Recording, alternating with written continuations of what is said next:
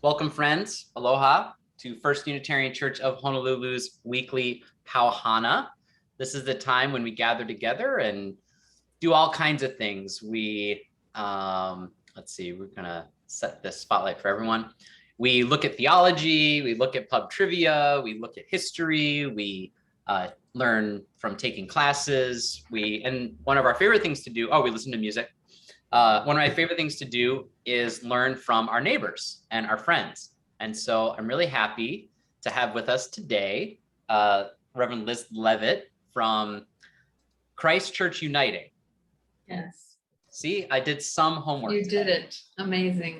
Which is on Pali. It's on the Pali Highway on the other side of the mountain in Kailua, and is a joint sort of joint church of Disciples of Christ and the Presbyterian Church PCUSA. PCUSA. See, look at this. Amazing. I'm done here. My work is done. Everyone enjoy. You have Google and you have used her well. No, I didn't. I swear I knew all this. But no, Reverend Leavitt is one of my friends here and a partner in justice work and a partner in other things. And unfortunately, she has an abbreviated time to be with us.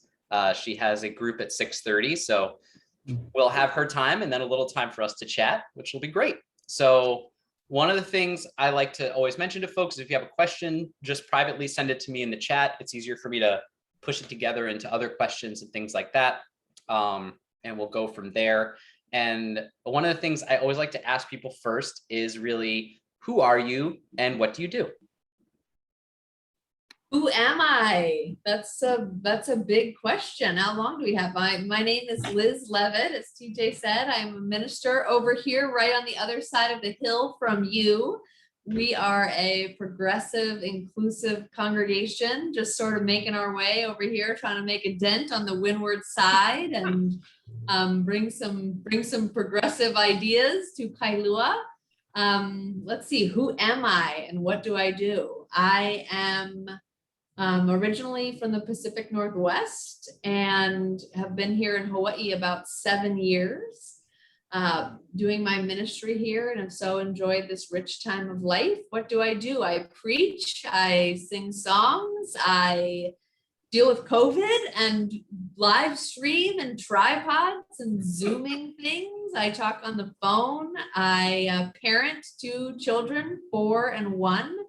So I keep very busy and I do not sleep that much. What else? I also eat pizza. So I'm glad to be here in the company of friends. And I do have having studied at Harvard Divinity School, I have a deep place in my heart for the Unitarian Universalist tradition. I have many colleagues and seminary friends who serve in this tradition. So I love you, and I secretly am jealous of your wonderful multifaceted approach. So there you have it. Don't tell the Presbyterian.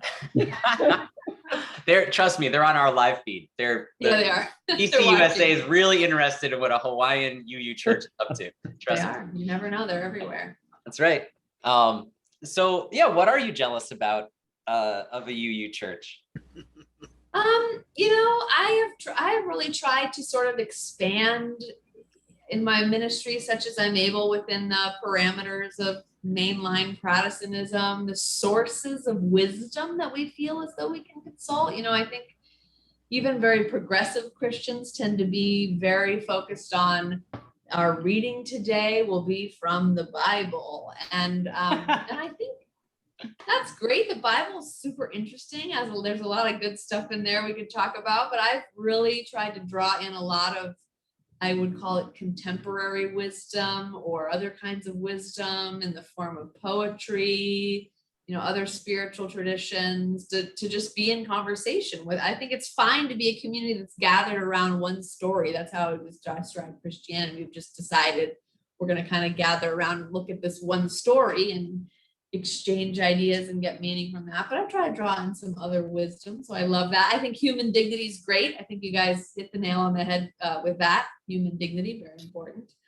Mary Oliver poetry. I feel like every time I go to a UU church, they read Mary Oliver, and she is one of my favorites. So Saint Mary. Saint Mary Olive. Saint Mary, Saint Mary, Mother Mary. Please have some respect. Yes. Yeah. Yes. She's in our hymnal. She's actually Yeah. yeah. Yeah. So I love that. That's great. I was really intrigued actually when you told me, was it 4 weeks in a row, or you went through a season when you had scientists from different quarters of the scientific world come in to preach.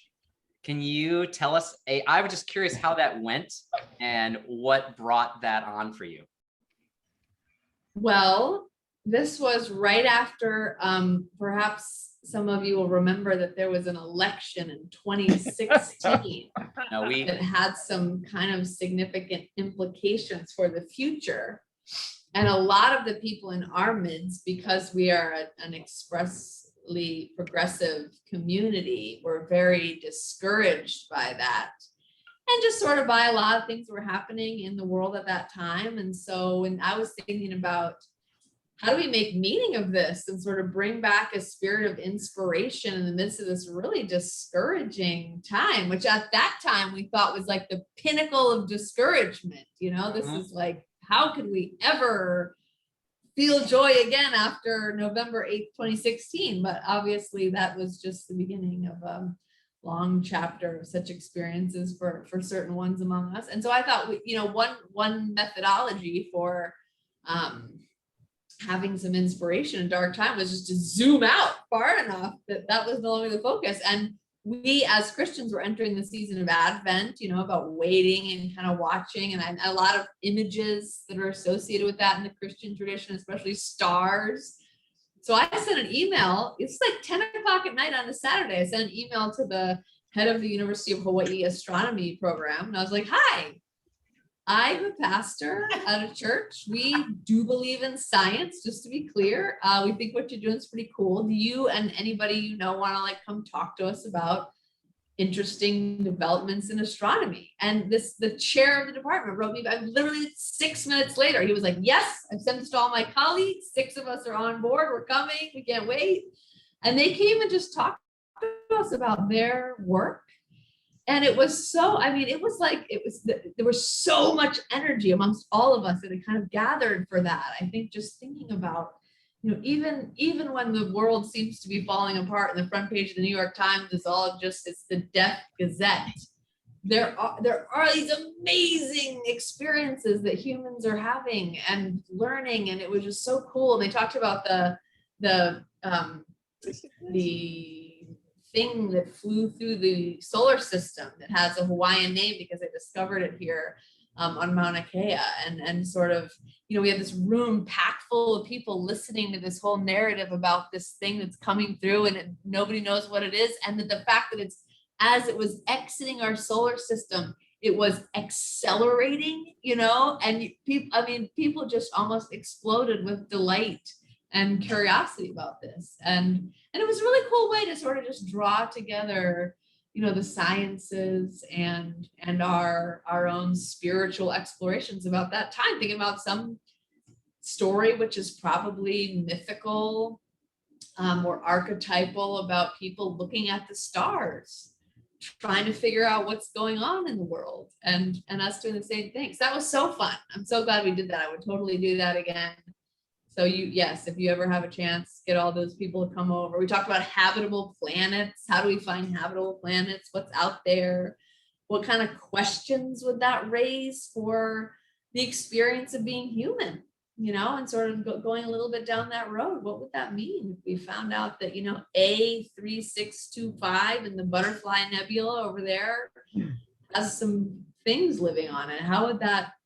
What questions would that make us ask about ourselves and our experience of the world? And so, yeah. It's very exciting. Now I want to go back and think about that, habitable planets. Yeah, that's great. Yeah. Good. So what brought you to Hawaii? What brought me to Hawaii? Other than an airplane, but. Other than an airplane. So, my partner, Jason, has always loved Hawaii and had traveled here many times as a kid and us together, and had always said, I would love to live in Hawaii. And I thought, who in the world moves to Hawaii? No one. So I'm not even going to put it on my list of things to worry about that might happen because it's just so far-fetched. And but he sort of put that out there, and we always say that over the years. And then about 8 years ago, he had applied for a job within his company, worked for a credit union, and didn't get that job. And they came back to him another week later and they said, wow, we didn't give you that other job, but how do we give you an even better job that's in Honolulu?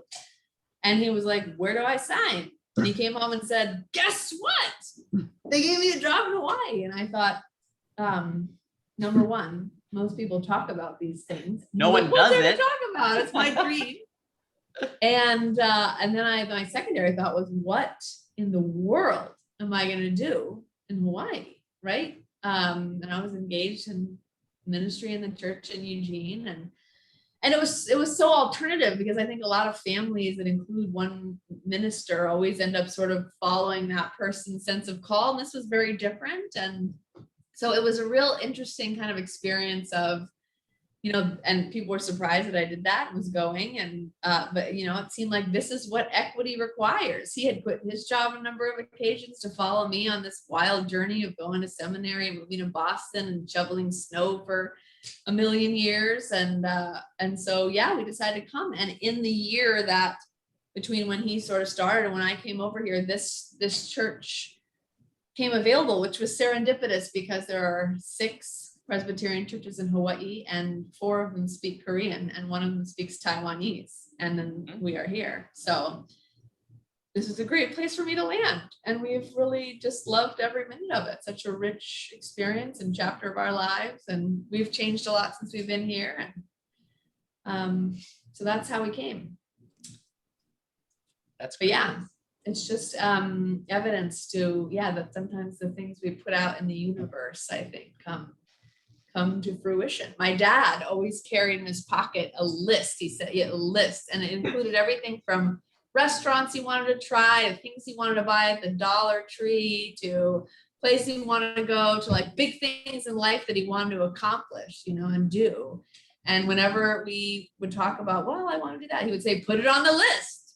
He would say the list is very powerful. It is. And he would say, we just put it on the list and let that sort of just stew and come to be. So it's on Jason's list. So now when I go in and he has the list, I try to erase things off of the Excel spreadsheet. His list is very powerful. You should be aware of that. Yeah, his list is very powerful. So yeah, I mean, do you have a list like that, TJ? Do you have a lifetime list of things that you want to do?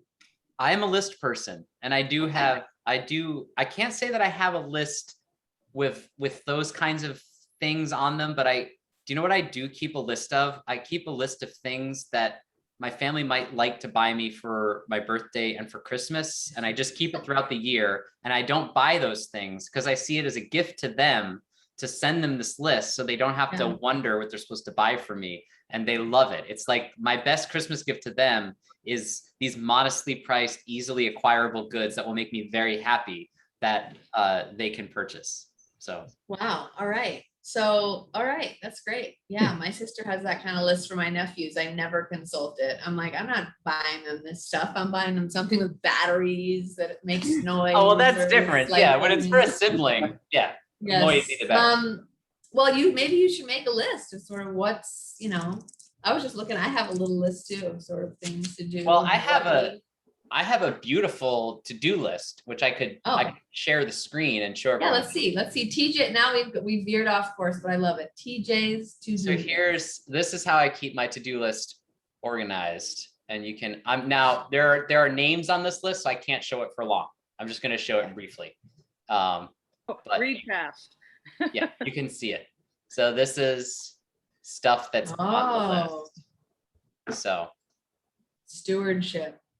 Yep. So you saw all the bolded things there. So that's just if anyone's curious, sometimes I wonder, do you ever wonder this, Liz? Do people sit around thinking, well, he just talks or she just talks for 20 minutes on a Sunday. What's she doing the rest of the time? And so I have this list, to be like, these are some of the things I have yet to do. They're not even the things I do. Yeah. Yeah.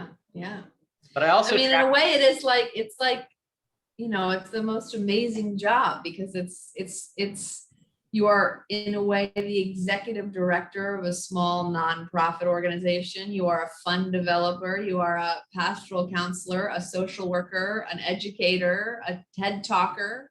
I mean, people get famous giving these TED Talks. I'm like, give me a break, man. I give a 20-minute TED Talk every week. I've been doing it for 13 years. So they get Brene Brown's like giving 2 TED Talks for 20 minutes. And she has, 50 million followers. So yeah, you're in all these different roles all the time. And yeah, so the to-do list is epic. Yeah. But I like yours. Yeah. I use Google Keep for my to-do list. Okay. And my grocery list and my city mill list. Yep. My Petco list. List of I books I want to read. I have a book I want to read list. I have a books and movies I want to read and a books I have read list so that should someone ask, I can remember what I read. What you read. What have you been reading recently? What's the best book you've read during the pandemic? The best book I read during the pandemic, I read I read all 3 of the Yuval Noah Harari books. Sapiens, the next one, and then 21 essays for the 21st century. All of those were very good. Love Sapiens. Yeah. So I just read the first N.K. Jemisin book in the trilogy of the New Earth. That was very good. What really stands out? Honestly, I really liked Obama's autobiography. Well, I liked the first third of it, I should say. Anyway, we go on about that. But yeah, what are you reading right now? Do you read? I have this idea that you read like poetry and like other, yes. Yeah. I read so much poetry. I can't get enough poetry. And we have a music series right at the church where I read poetry. So that's an excuse to feel like I'm working when I'm just reading poetry all day. But I love poetry. I read a lot. I love novels. I love, sort of very dense novels, Marilyn Robinson kind of things. And she's teaching at my alma mater right now. Ooh, which is something in Iowa. Oh no, she's teaching at YDS. Oh wow. Okay. Well, yeah. I like her. Yeah. But I do read some nonfiction. I read 2 amazing nonfiction books during the pandemic that I think everyone should read. One is by, I think, David Epstein. It's called Range, How Generalists Should Rule the World or something like that. And it's about our sort of how we live in a world that's increasingly about specialization. You don't go to the doctor, you go to the,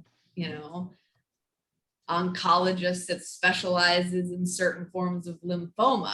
These people that have sort of specialized, like you don't get a PhD, you write your dissertation about 12th century French nuns who were blind and had ecstatic experiences. So it's about specialization, but there is something about being a generalist that challenges confirmation bias. Like apparently you're more likely to survive a heart attack if you go to the ER while there is a cardiac specialist conference. So they're all gone. They're all gone. Yeah. Because a generalist ER doctor is more likely, they're not going to resort to just their normal toolbox of things they always do. Like let's put in a stent. That's obviously what we do. They're going to say, what's happening? This is not my expert area. And so you are more like, so next time you go to the ER and they give you a cardiologist, you say, I'll come back when you're at a conference. But so it range, and it just has so many ideas and about confirmation bias and how do we get away from that.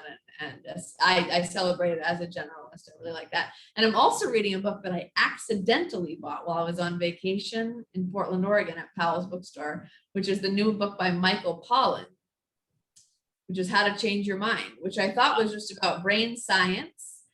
Yeah, are you reading that? I see somebody giving a thumbs up. It's actually about LSD and psychedelics, which I keep wanting to give a sermon about it. And then I kind of feel like I have to give a little, I don't know, I have to give sort of a nicely nuanced caveat to that. But it is fascinating about the history of research around psychedelics and particularly its scientific implications for treating alcoholism and PTSD, and because I'm talking to a bunch of Unitarians and not my own congregation, that has pretty specific spiritual implications. Oh yeah. for, experiences of unity and the dissolving of the ego. And so I'm really hyped up about it. I mean, I don't think I'm gonna like say let's all go down to Chinatown and see if we can get some happy mushrooms and go on a trip together, but I think we need to think about it. Also, Houston Smith, sort of preeminent scholar of world religions in the 20th century, apparently was part of the Harvard Project on psychedelics. So anyway, that's what I'm reading now. And positive discipline, happy sleep, happy child, your 1-year-old, fun and fussy, like this is sort of my fluffery that I skim through after I'm done reading about LSD. Nice. Yeah. I like to read things, and I'm a big series person. I start something and then I've got to do like all of them. That's why I got kind of hung up on reading all of the Harari books, because I had them. And then now I'm into the Jemison, so we'll see. But who's your go-to poet? I'm always looking for, I have poet anthologies. I just can't bring myself to buy a whole book except for maybe like a handful of poets. Who should I be reading? Who should we all be reading? Well, obviously, you should be reading Mary Oliver, St. Mary.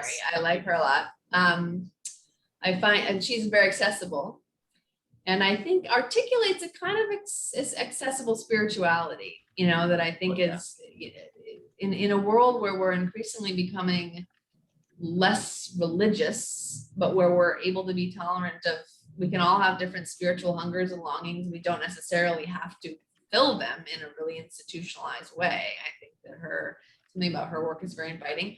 I love David White, who's another poet. He writes both poetry and essay, sort of long form prose, which I really like. He's very wonderful. I love Billy Collins. Sure. He is just the most delightful observer of the human condition. And, all of his poems are called things like Why I'm Glad I Didn't Write a Poem About the Old Man Eating Alone in the Corner of the Chinese Restaurant when I was 25, because what do I know?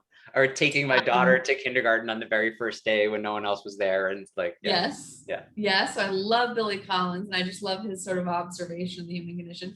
And I love, one of my favorites is another person who writes both poetry and prose, is Brian Doyle. I don't know if you know him. He was sort of local, Pacific Northwest. He was affiliated with the University of Portland, and he writes. I read that one about the Raven or something. Oh, yes. It's like a book, but it's the Mink River. Mink River. Yeah. So he's written a couple beautiful novels, but his poetry is just really beautiful, and a very, very unique style of sort of poetry, prose mixed together. So I like him. I also like Jane Kenyon, Wendell Berry. Mm-hmm. So I would buy collections of all those people. Okay. I have a fair amount of Wendell Berry. It made the list one year and my sister got it for me. So. Okay. It was on the special list of gifts. It was on the special sister list. Poetry on there. Yeah. Sister Lister. Sister Lister. Yeah. So I normally ask someone at the end, because you have to go at 6:30, but I normally ask people, what is it you'd want for us, or normally ask, what can we do for you to help you, or to help, the world or something. But I mean, what do you think the Unitarian Universalist movement should be doing more of to help the world? Well, I mean,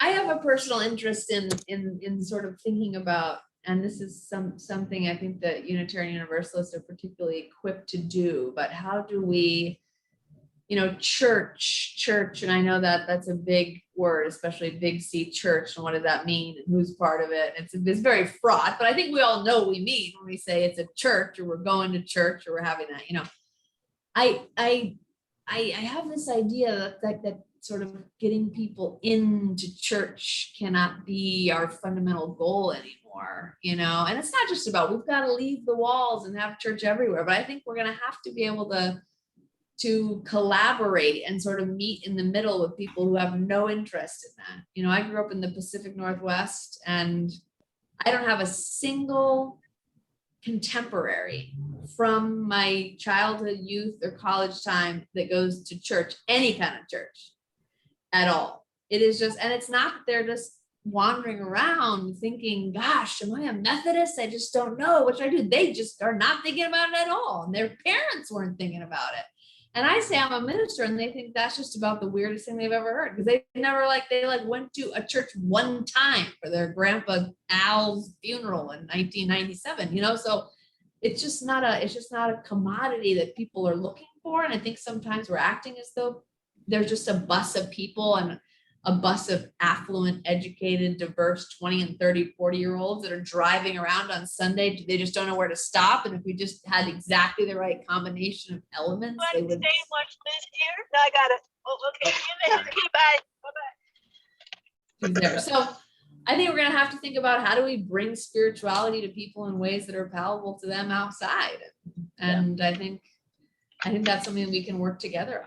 Also, I know you guys have done a lot of work in racial justice. I think inviting other people into that work is going to be really critical. Providing opportunities for partnerships around that is going to be important.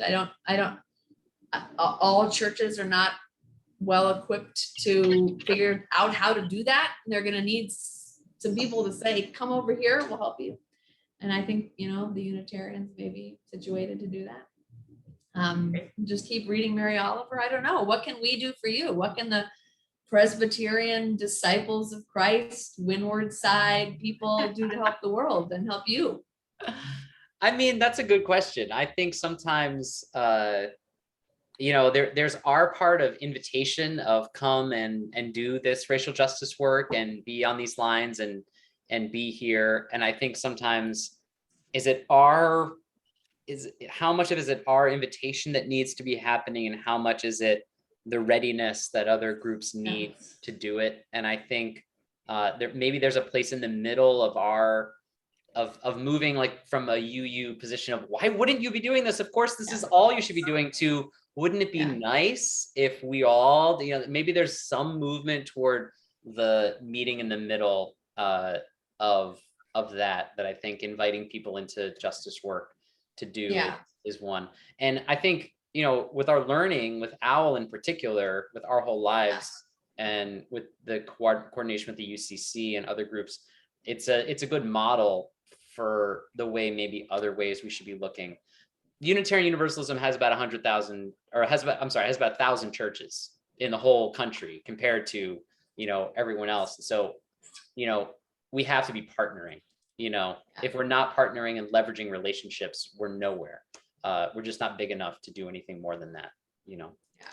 That's bad. And of course, as Christians, we have a really troubling legacy around things like sexuality, around things like race, and we have a whole host of work to be doing, deconstructing a lot of that, and really having a conversation, amongst ourselves as Christians, to say we have to deal with this. And this has extremely significant theological, spiritual, social, cultural implications. So, I hear that, but it's nice to know, hey, there's some resources, and First UU in Honolulu is doing a door, and let's partner together. And I think the future is going to be so collaborative. We're not going to say, are we in communion with whoever, and can we hire a Lutheran pastor or what? I mean, nobody in my pews even knows what denomination they are. I mean, you just rattled it off probably better than half of the people in our church.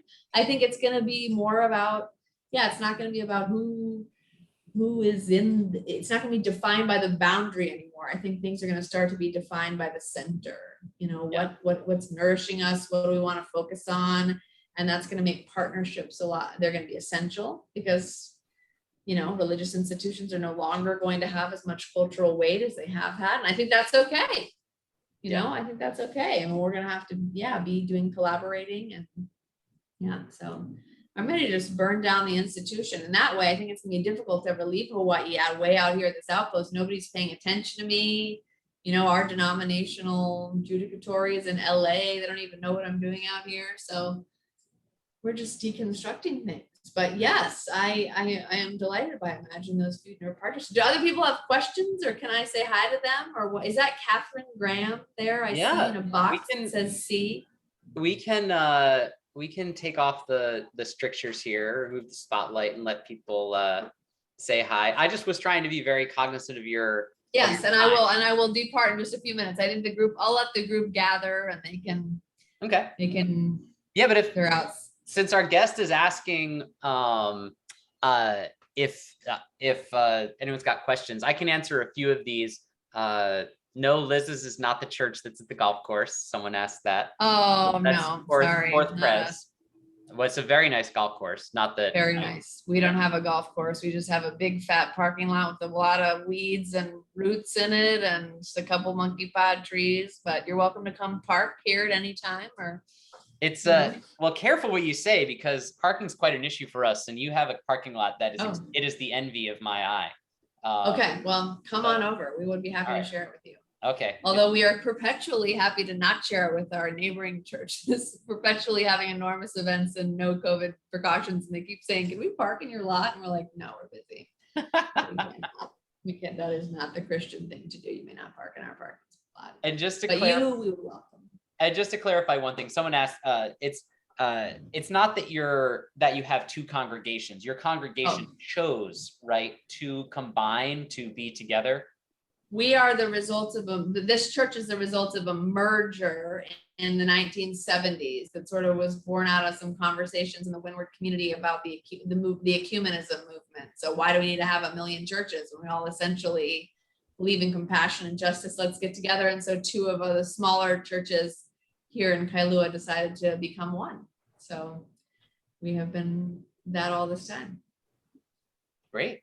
My face. What's that, David? Oh, sorry. We're just moving new phone. Sorry. Oh, okay. All right. Well, I There you go. don't see any other hands. Oh, someone did ask, where is it then? So Liz's church is right past the hospital as you're going toward Kailua, correct? Yeah, so if you are sitting at the light on Pali and Kalanianaole, and the hospital's on your left, and you go about half a block further down the road, we're right there on the left also. Before the Wendy's. Before the new Wendy's, where you can get a Frosty or some other things. I don't know what they are, but there they are, causing a lot of traffic problems. And soon, apparently, we will also have a Windward Side Chick-fil-A. So I'm not sure how nobody will be able to go anywhere in Kaneohe ever again. So Because we're going to be over there protesting it. Yeah, I love that. Come on down. It'll be there. That'll be great. Well, thank you for your hospitality, and it's just delightful to talk with you. And now I'm going to go read some more books that you suggested, and I am just grateful to know and see all of our wonderful sisters and brothers across the hill, and I will hope to do this again. Pau Hana. Sounds great. Liz, if I wasn't a minister, I'd want you to be my pastor. So Hey, that's good. Yeah. The thing is, I would never have an opportunity to test that hypothesis, but I'm glad to hear that. So thank you very much, and blessings on your fellowship, and thank you, TJ. All right. Thanks, Liz. All Have right, a great day. bye. All right. Wasn't that fun, everybody? She's a UU at heart. Yeah. She's so UU. She like went around the other way, you know. Oh, just absolute delight. What personality, what effervescence, everything. Yes. I waited till now to have her as a guest because she's actually she's leave taking right now. She's going to Portland, Oregon, to be a pastor, because I was worried you'd all leave me and go to her because she's so wonderful. So Ari, we love you. Another Northwester. I heard Eugene. I heard Portland. Yep. I heard Powell's. Yay. Yeah, she took a church. She's taking a church in Portland, and it's where her whole family is and stuff like that. And she's leaving here. Yeah. This is she's in a season of departing, but she told me her church knows that. I'm not telling you anything, special, but yeah. So yeah, she's really wonderful. So yeah, I don't know. I thought, we got a lot in that Pau Hana. I know we're ending a little short, but I actually have a 7 o'clock meeting. It would be nice for me to put my head together a little bit before that, if it's okay with everyone. Yeah, so unless anyone has any questions or comments more on Reverend Liz, she's remarkable. So, yeah. Great energy. Yeah, yeah. She does her alma mater proud. But wonderful. Well, thanks everyone. Have a wonderful evening. We won't do Pau Hana next Tuesday. Unfortunately, I will be in Cincinnati at a wedding. Well, I'll be on a plane during Pau Hana. So, but we'll be back the following Tuesday in September. So we are done for August, and I'll see you again September. But I'll see you. Yeah, I'm not sure when. No, I'm kidding. Yeah, I'll be gone this Sunday. The worship team will be doing worship, and it's going to be phenomenal. We have a harpist. We have some wonderful music, new music, and it's going to be phenomenal. So, all right, everyone. All right, wonderful. Well, have a good night. I'll see everyone real soon. Okay.